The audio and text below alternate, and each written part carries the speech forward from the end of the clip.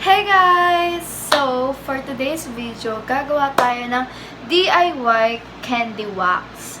So, itong candy wax na to, hindi siya nakakapagpaputi siya at pakinis ng kilikili. Kasi, gawa siya sa natural ingredients na ano lang kailangan natin? Lemon, water, and sugar. So, dahil nga wax siya, hindi siya nakakakos ng chicken skin na nakukuha natin pag nagpa-pluck tayo or nag-shave. So, yung chicken skin, ganyan yung itsura niya. Ayan, parang kulubot-kulubot. Kaya umiitim yung kilikili. Yan yung dahilan kung ba't umiitim yung kilikili. So, wag tayo masyadong madaming daldal. Let's hop on the video.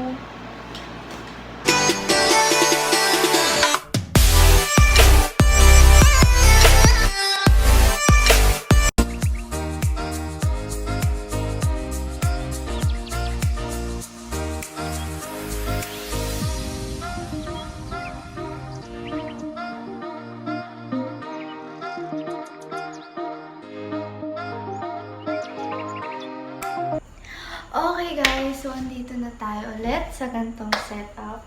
So, first is medium fire lang tayo. Tapos, kailangan lang natin ng 1 cup ng sugar. Ayan. Tapos, 1/8 cup ng water. Tapos, 1/8 cup ng lemon. Ayan. Tapos, hahaluin lang natin to. Hahaluin lang natin ng hahaluin. Papaikot-ikutin.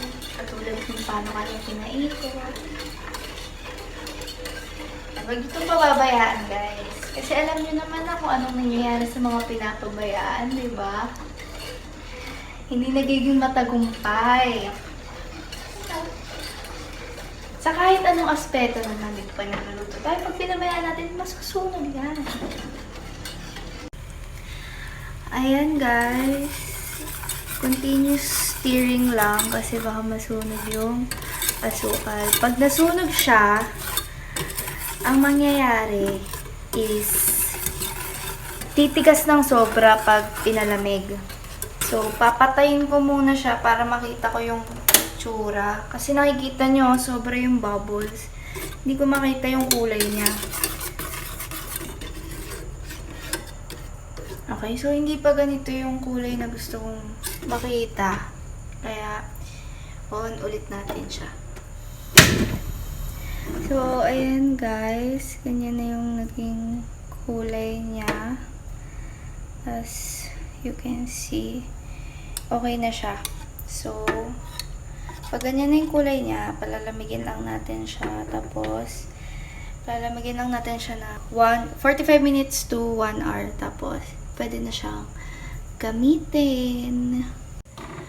So, ayan guys. Ta-transfer na natin siya kasi medyo nag-cool down na siya. Yan. So guys, kita nyo naman, diba? Tatanggalin natin.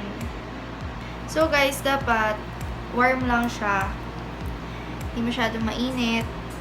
Hindi masyadong malamig. Okay. Lagyan lang natin ng onting powder.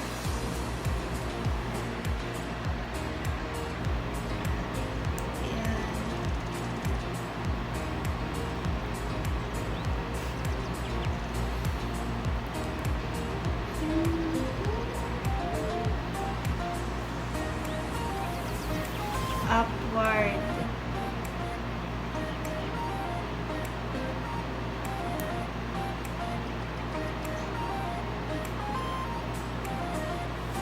Okay. Tapos, wala na tayong papel. Drop lang natin dyan.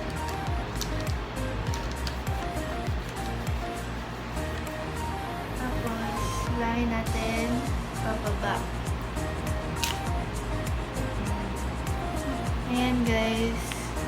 Ayan, minatanggal tayo. Wala! Okay, yung balahibong pusa na lang. Tapos ganyan-ganyanin nyo na lang siya guys. Mga maliliit. Nakukuha yan sa mga ganyan-ganyan. Diba? Ganda. So, linis. Pwede siya sa legs. Hindi, masakit ba siya? Hindi. Oh, hindi siya masakit guys. So, hindi daw siya masakit. Try nyo na, guys. Try nyo na. Voila! Stop. So guys, that's it for today's video. I hope you like it and sana may natutunan kayo. Gawin nyo na rin para makatulong sa inyo. And please do like, share, comment, and subscribe. Bye! God bless you all.